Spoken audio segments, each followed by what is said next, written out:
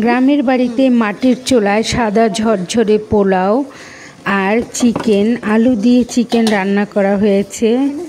এই তো, আসসালামু আলাইকুম, welcome back to my channel রাইনাস yummy food and blog. আজ আমি শেয়ার করতে যাচ্ছি বাড়িতে মাটির চুলায় ঝরঝরে সাদা পোলাও আর আলু দিয়ে চিকেন রেসিপি। এখানে 2.5 কেজি চালের জন্য, অর্থাৎ 6 পোয়া, এই পোয়াটা দিয়ে 6 পোয়া চালের জন্য 9 পট পানি মেপে নেওয়া হচ্ছে।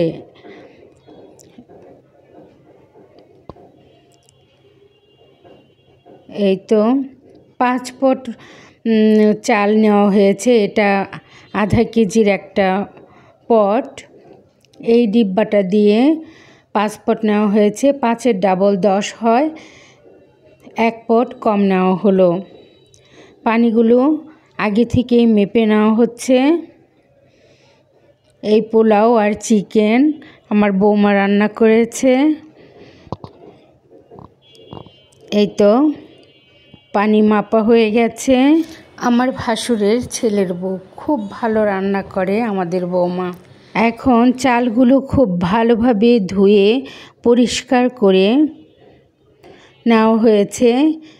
এখানে 2.5 কেজি চাল, 2 কেজি 500 গ্রাম খুব ভালোভাবে ধুয়ে পরিষ্কার করে নেওয়া হয়েছে। চুলায় একটা পাতিল বসিয়ে দেওয়া হলো। এখন এখানে পর্যাপ্ত পরিমাণে তেল দেওয়া হবে।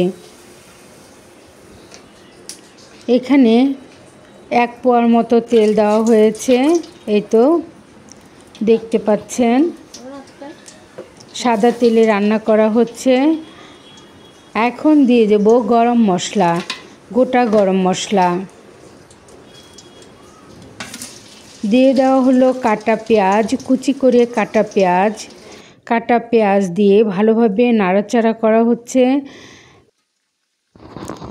এখন পেঁয়াজগুলো হালকা বাদামি করে ভেজে নেব। এই তো পেঁয়াজ ভাজা হয়ে গেছে। এখন দিয়ে দেব চাল, আমি দিচ্ছি না।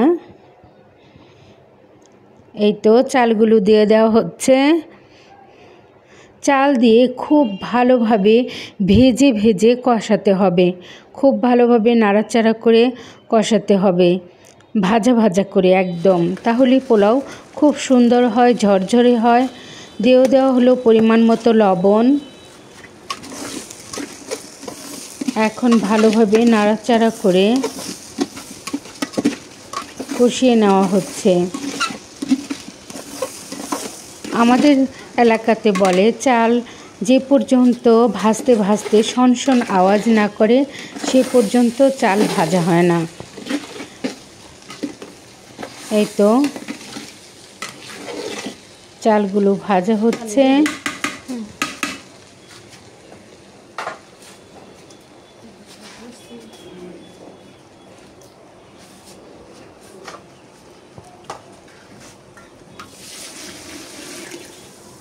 এখন পানি দিয়ে দিলাম, মেপে রাখা পানি। পানিটা কিন্তু গরম করা হয়নি, যেহেতু চুলার ভীষণ জাল জ্বলছে, গরম করার প্রয়োজন নেই। এমনিতেই ঝরঝরে হবে, তাড়াতাড়ি বলকও উঠে যাবে। অনেক জোরে জাল, যদিও চাল 2.5 কেজি, গ্রামের বাড়িতে এটা কম, এর জন্য পানি আর গরম করা হয়নি। এই তো এখন সব চাল উপর নিচ করে নেড়ে দেওয়া হচ্ছে।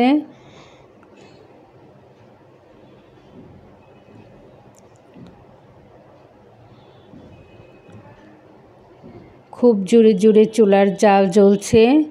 এখন একটু ঢেকে দিলাম, আবার খুলে নেড়ে চেড়ে দিচ্ছি।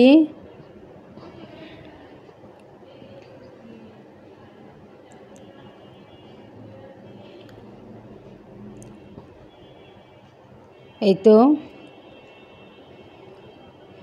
চালগুলো এখন আধা ফোটা হয়ে গেছে। খুব জোরে চুলার জাল, এর জন্য ঢেকে আবার একটু পাতিলটা কাত করে দেওয়া হচ্ছে। চুলার জাল এখন তুলে নেওয়া হয়েছে যাতে করে পুড়ে না যায়। এই তো এখন নাড়াচাড়া করে আবার কাত করে এপিট ওপিট করে আবার ঢেকে দেওয়া হলো। যেহেতু চুলায় অনেক জাল নিচ দিয়ে লেগে যাবে, এর জন্য নিচে নামিয়ে ঢেকে কিছুক্ষণ রেখে এখন একটা গামলায় বেড়ে নেওয়া হচ্ছে।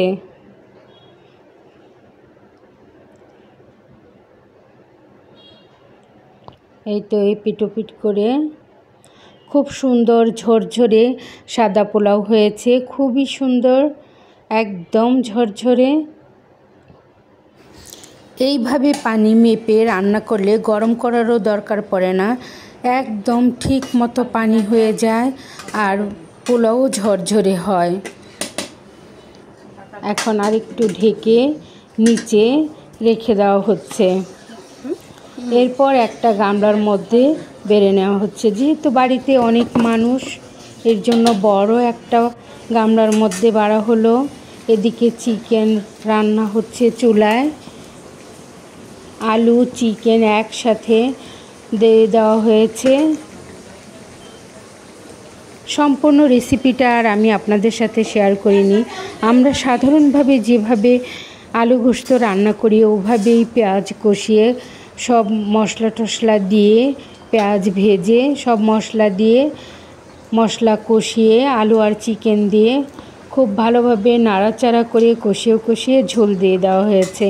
দেখতেই পাচ্ছেন প্রায় রান্না হয়ে গেছে। আলু গোশতের সাথে আরও অন্যান্য আইটেমে ছিল মাছ, ডিম, এসব, ওগুলো আর শেয়ার করিনি। এই তো রান্না প্রায় শেষ। এই তো মোটামুটি ঝোল রাখা হয়েছে। এই তো ফাইনাল লুক। তৈরি হয়ে গেল মজাদার ঝরঝরে সাদা পোলাও মাটির চুলায়, খুবই মজার ছিল। আর আলু দিয়ে চিকেন। এই তো রান্না শেষ, সব কিছু নিয়ে যাওয়া হয়েছে। আমার পাশে থেকে এই মজাদার মাটির চুলার রান্না দেখার জন্য সবাইকে অসংখ্য অসংখ্য ধন্যবাদ। আসসালামু আলাইকুম।